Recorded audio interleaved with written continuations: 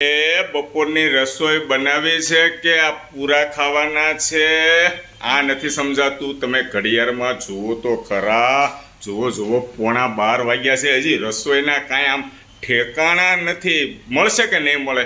કેમ હસો છો?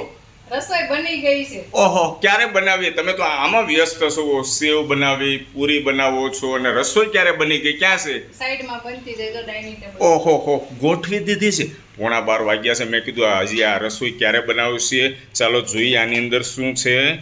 આહાહા, દાળ બનાવી છે, દાળ. અને આની અંદર મગનું સબ્જી છે. વાહ. અને આની અંદર રાઈસ. વેરી ગુડ, શાબાશ. જોડે રસોઈ પણ બનાવી નાખી એમ ને? તો હવે રોટલીને શું વાર છે?